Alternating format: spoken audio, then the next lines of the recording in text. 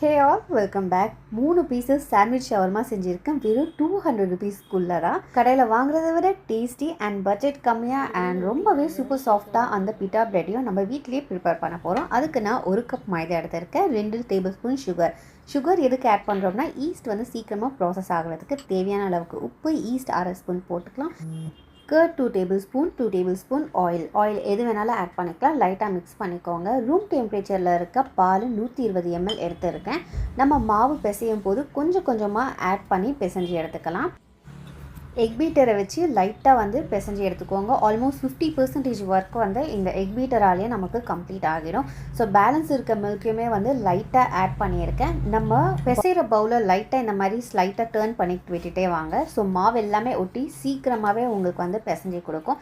And balance பீட்டரில் இருக்க மாவெல்லாம் வந்து ஒரு கத்தி எடுத்து எல்லாத்தையும் கம்ப்ளீட்டாக ரிமூவ் பண்ணிவிட்டு இப்போ கையில் பிசையலாம். தேவைப்பட்டால் கொஞ்சம் ஆயில் ஆட் பண்ணி பிசைஞ்சிக்கோங்க. இந்த பீட்டா பிரெட் மாவு 60லேருந்து 85 நிமிஷம் வரை ஊறணும். அப்போ தான் வந்து இந்த மாவு அப்படியே டபுள் ஆகும். நம்மளுடைய பிரெட் வந்து அந்த அளவுக்கு சாஃப்ட் ஆகும். ஸோ ஊற வச்சிடலாம் சைடில். அண்ட் கடாயில் வந்து ஒரு 5லேருந்து 7 டேபிள் ஸ்பூன் எண்ணெய் ஆட் பண்ணிவிட்டு 150 கிராம் போன்லெஸ் சிக்கன் எடுத்திருக்கேன். இது ஒரு நிமிஷம் அளவுக்கு நல்லா வதக்கிட்டு அதுக்கப்புறம் தேவையான அளவுக்கு உப்பு இதெல்லாம் ஆட் பண்ணிக்கலாம். அகைன் நான் ஒரு நிமிஷம் நல்லா வதக்குறேன். 1/2 tablespoon ginger garlic paste இப்போ ஆட் பண்ணலாம். திருப்பி ஒரு 30 செகண்ட் அளவுக்கு வதக்கி முடிச்சுட்டு தேவையான அளவுக்கு மசாலாலாம் ஆட் பண்ண போகிறோம். காரத்துக்கு ஏற்ற மாதிரி மிளகாய் பொடியை அட்ஜஸ்ட் பண்ணிக்கோங்க. இன்றைக்கி நான் 2 டேபிள் ஸ்பூன் மிளகாய் பொடி, 2 டேபிள் ஸ்பூன் மல்லிப்பொடி, பெப்பர் 1/2 ஸ்பூன், தேவையான அளவுக்கு மஞ்சள் பொடி ஆட் பண்ணி நல்லா வந்து வதக்கிக்கலாம். ஃப்ளேமை நல்லா சிம்மில் வச்சுக்கலாம். ஸ்லோ குக்கிங் ப்ராசஸ் பண்ண போது நமக்கு சிக்கனு பயங்கரமாக வந்து சாஃப்டாக கிடைக்கும். ஸோ இப்போ இருக்கிற மாவை வந்து எடுத்துகிட்டு நல்லா பிசைஞ்சிக்கலாம். ஆக்சுவலி நீங்கள் ஒரு 6 o'clock ஷவர்மா சாப்பிட போகிறீங்கன்னா ஒரு 4 மணிக்கே மாவெல்லாம் பிசைஞ்சு ஊற போட்டுருங்க.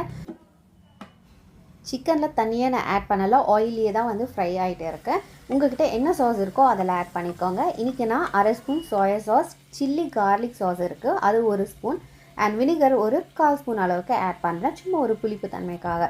இந்த சிக்கன் ஒரு 15 மினிட்ஸ் குக் ஆனாலே போதும். ஸோ இன்பிட்வீனில் வந்து இந்த சாஸஸ் அதுக்கப்புறம் எல்லாமே நீங்கள் கொஞ்சம் கொஞ்சமாக ஆட் பண்ணிகிட்டே வாங்க. அண்ட் இதுக்கு தேவையான வெஜிடபிள்ஸ் என்னென்னு பார்க்கலாம். உங்கள்கிட்ட என்ன இருக்கோ அதை ஆட் பண்ணுங்கள்.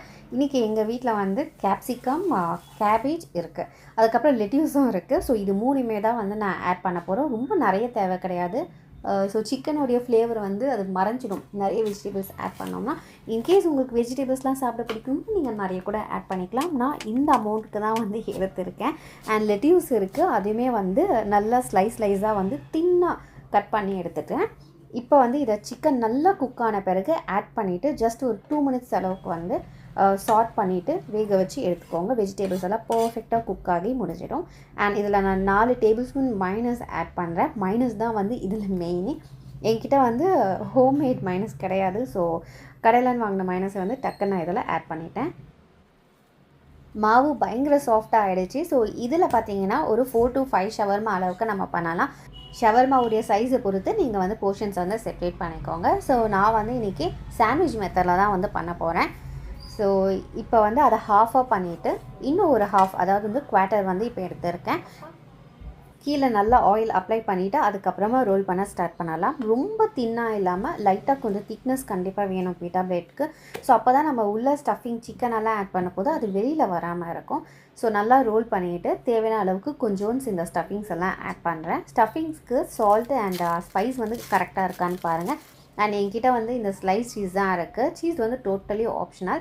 நல்லா ஹீட்டாக டக்குன்னு நல்லா சுட சுட சாப்பிட போகிறீங்கன்னா சீஸ் ஆட் பண்ணுங்கள். இல்லை வந்து பசங்க யாராவது வெளியில் போயிருக்காங்க, லேட் ஆகும், ஒரு 1 hour கழிச்சு சாப்பிட போகிறீங்கன்னா தயவு செஞ்சு சீஸ் ஆட் பண்ண வேணாம். ஏன்னா அது ஹீட்டாக சாப்பிட்டா தான் வந்து அந்த சீஸோட மெல்ட்டிங் நல்லாயிருக்கும் சூப்பராக. ஸோ இந்த மாதிரி நான் வந்து டக் பண்ணி லைட்டாக இதோட வந்து கையை லைட்டாக ப்ரெஸ் பண்ணி ஒரு ஃப்ளாட்டான ப்ரெட் மாதிரி ஆக்க போகிறேன்.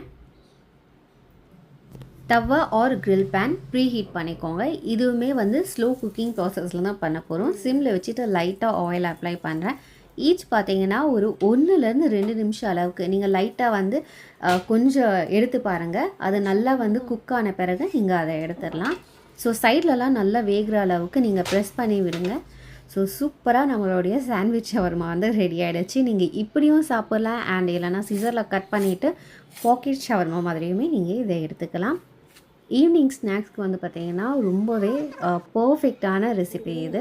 கண்டிப்பாக நீங்கள் இதை ட்ரை பண்ணுங்கள். ரொம்ப simple and easy and budget friendly மெத்தடில் நான் இன்றைக்கி செஞ்சு முடிச்சிருக்கேன். அண்ட் வீட்டில் வந்து எங்கள் வீட்டில் இதை சாப்பிட போதே அவ்வளோ பாராட்டு, மம்மி நீங்கள் கடை வச்சுடுங்க, நிறைய ஏர்ன் பண்ணலாம், you are the best mummy in the world அப்படி இப்படின்ட்டு வந்து புகழ்ந்துட்டு இருந்தாங்க. நானே நினச்சி பார்க்கல இந்த அளவுக்கு வந்து அந்த பிட்டா பிரெட் வந்து ரொம்பவே சாஃப்ட் அண்ட் டேஸ்டியாக வரும் அப்படின்ட்டு. ஸோ கண்டிப்பாக இந்த ரெசிபியை வந்து உங்கள் வீட்டை ட்ரை பண்ணிவிட்டு எனக்கு கமெண்ட் பண்ணுங்கள். அண்ட் உங்கள் ஃப்ரெண்ட்ஸ் அண்ட் ஃபேமிலி மெம்பர்ஸ்க்கு ஷேர் பண்ணுங்கள். மறக்காம சேனலை சப்ஸ்கிரைப் பண்ணுங்கள். தேங்க்யூ ஃபார் வாட்சிங். வேறு ஒரு வீடியோவில் பார்க்கலாம்.